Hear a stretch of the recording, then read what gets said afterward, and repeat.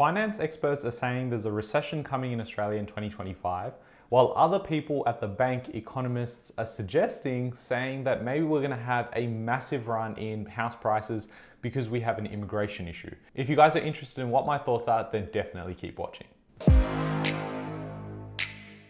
Hey guys, my name's Ravi and welcome back to Personal Finance with Ravi Sharma. If you're new here, smash that subscribe button because I talk about real estate, personal development, and all things financial freedom. Now, before we jump into this video, I want to give a massive shout out to my book and the publishers at Wiley because they have published my book, which comes out on Feb 26th. So you can actually go ahead and pre-order it today so you avoid any disappointment, get some pre-sale pricing in so you get that discount, and I'll leave a link in the description box below where you can find it. And at this point, I do have to say a massive thank you and shout out to everyone that's bought a book to support the channel and support the journey. It has become a #1 bestseller across 4 categories, which is absolutely absurd. I can't wait to share with you guys everything that comes in that book. With that, let's dive into the video. Now, what we have is David Kochie, a finance expert who you would have seen traditionally on Sunrise.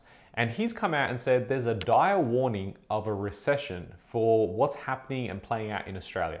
Now, I made a video on this channel. I'm gonna say it's probably about a year ago, and you should definitely go check it out because it's the death of the middle class. And I said, look, you're probably not gonna find yourself in between. You either own assets or you don't. We're gonna see that gap between the rich and the poor become wider, and we'll have no one really in that middle class. So definitely go check out that video. Now, what David Kochie has said is he describes it as the haves and the have-nots. And we're gonna dive into what he means by that. And then we're gonna go through what insider information is out there from a bank economist who suggests that maybe there's some predictions of rate cuts, but also house prices going higher in 2025.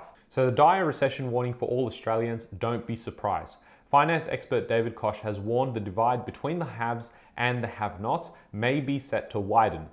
A new year can feel like a fresh start or an opportunity to start again. Unfortunately, 2025 isn't going to be one of those years.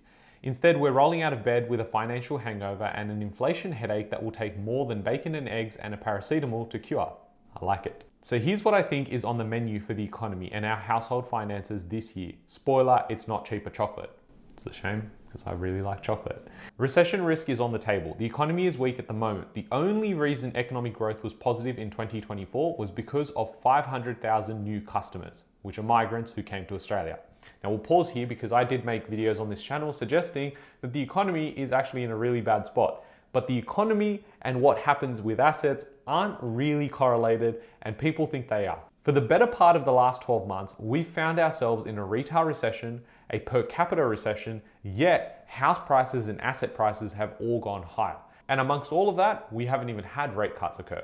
So when you think the economy is unhealthy and therefore the markets should be unhealthy, it doesn't really work like that. And the only reason we are in a position where rates haven't cut and we haven't had this major economic disaster here in Australia is exactly what David Kochie said, which is that we have had so much immigration into the country, not only in 2024, but also in 2023, which has helped pay taxes, buy goods and services, and that's kept everyone propped up. But what are the consequences? And one of the main things that you and I are thinking about right now is housing. Rental properties, there's a crisis, and house prices are through the roof. So most average Australians cannot purchase and get their own homes. Now, I advocate for rent vesting, which means you're renting in places you actually want to live in and you're investing in places that actually make logical sense. Rather than getting emotionally caught up with just purchasing a house because you think, well, I can't ever buy a house again, this is my only time, it doesn't mean you need to buy exactly where you want to live. And most likely, you're going to end up finding a place that you can afford and it's not the place you want to be living. Life is too short to be able to just go out there and say, oh, I've got a property, I'm on the property ladder, but hey, I actually hate everything else about my life. I'm in a job that I don't like. I have to make the money because I can't afford this mortgage, and the mortgage is for a house I don't really like in a neighborhood I also don't enjoy.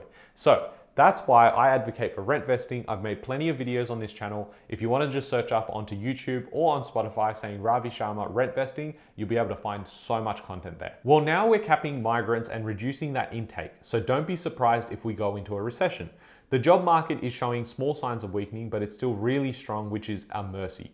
For many, there's nothing more stressful than losing a job and trying to keep a family fed and happy. And I certainly hope we don't see unemployment rise in the new year. And that is one of the key indicators that the RBA is looking at when it comes to interest rates. Crunch time for interest rates. Well, good timing. There will be rate cuts, but how many and by how much? That's the uncertainty at the moment. Inflation is still sticky, and my gut feeling is we won't get as big a rate cut as everyone is expecting and hoping for in 2025. Compare the market crunched the numbers and found a single cash rate cut of 0.25%, if passed on, could reduce monthly repayments on average home loan of $642,000 with a variable rate of 6.3% by $104 or $1,248 over the course of the year. Any savings at this point is a blessing. But lenders passing on a rate cut isn't a given, with loyal customers often left languishing on a higher back book rates while better deals are passed on to new customers. That means the onus will be on homeowners to compare and switch to better offers in 2025. And what this effectively means is that banks have come out with these products, which is, here's your home loan, but we're going to have a reduced interest rate here. And it's only going to be applicable to new customers. So everyone that's there with the bank, and we all believe loyalty was a big thing back then, it doesn't mean the same thing anymore. And that's why you as an individual might be in a position where you could potentially save already without having to wait for these rate cuts. So if you're interested in talking to a broker, getting your finances in order, I know we're during this weird period of Christmas and New Year's and everyone's sort of chilling, but this is the time you need to get your finances in order. Because as soon as Jan starts, guess what happened in Jan 24? Life happens and you just blast through the rest of the year, and this is where you can make some small wins. So if you want the brokers that we use for our clients, then definitely use the link in the description box below. You can go ahead and book a call with them directly and get started in January of 2025. Property markets will be hot and cold. The housing market probably reached its peak in 2024, particularly in the major capital cities, Sydney and Melbourne, where growth will weaken or hit reverse going into 2025. The likes of Brisbane, Adelaide and Perth still have good gains. The boffins at SQM Research reckon Perth values could climb as much as 14 to 19% and Brisbane values 9 to 14%. Housing affordability is a problem that's not going to go away anytime soon. Compare the market's household budget barometer found that 90% of aspiring homeowners surveyed felt they needed support from their family to save for a deposit. Sadly, 25% said their parents weren't in a position to chip in financially. Unless we see more affordable housing stock brought onto the market, we'll continue to see a widening gap between the haves and the have-nots. Now, he's suggesting that maybe the market isn't going to perform the way we think it will. SQM Research, which I've covered off here in a video where I made my predictions around 2025, you should definitely go check it out here. It's very important you get your mindset right around what you think is actually going to happen. You need to prepare for both situations. It doesn't matter if I come out or any of these financial experts come out and say the market's going up or the markets are going down. What you need to have is a plan. If the market does go down, I will do X, Y, and Z. If the market goes up, I will do X, Y, and Z. And there are plenty of options in both situations. Like for instance, if the market is going down and you have a lot of savings, you may decide to deploy that cash to purchase assets that might be undervalued. Equally, if you have no cash, you might be in a position where you're just trying to save up the emergency buffer in case you lose your job. On the flip side, if the market goes up, you may have equity that you didn't have before. So you might decide to double down, or you may use that equity to go and renovate or go and diversify into some other assets. Now, revealed is a big bank insider prediction for 2025. A key executive at one of Australia's top 4 banks, NAB head of lending Denton, shares his insider take on summer's housing peaks and what's coming in 2025, saying the property dream is far from over for Aussies. As Australia's bustling spring auction season comes to a close, it's easy for hopeful buyers to feel the ticking clock and worry about dwindling listings. But there's good news. The property market is far from done and your dream home might just be waiting for you in the months ahead. Now, you could have inserted that paragraph over the last 10 years and it would just be contextually correct. I don't think it's really providing any specific value here. The rush of weekly auctions, the buzz of new listings, and the thrill or heartbreak of bidding wars seems to define the property market at this time of the year, but just because the calendar says the season is over, it doesn't mean the opportunities are. The smartest buyers know that the next few months are just as crucial and often less crowded for securing their dream home. As much as property feels like a sprint, it's really a marathon. Those who succeed understand the importance of timing, patience, and strategy. They know the quieter weeks ahead aren't a time to switch off, but to prepare. Whether it's sniffing out January's hidden opportunities or positioning yourself for February's fresh listings, the dream of home ownership doesn't pause just because the auction season is done. So take a breather during the festive season, enjoy time with family, enjoy the barbecues, enjoy the beach, but stay prepared. Your perfect home might just be around the corner. Now, I will agree with the part around the next couple of months being important. Let's take a look back at the start of this year. In Jan, we secured about 25 properties for clients, and then in Feb, it was about 30 to 35 as well. Now, why is that important? It means that deals were still being done while most people didn't even know what their plans and their goals were for the rest of the year. And this is why I like doing all of my strategy, all of my planning, both personal and business, all in December.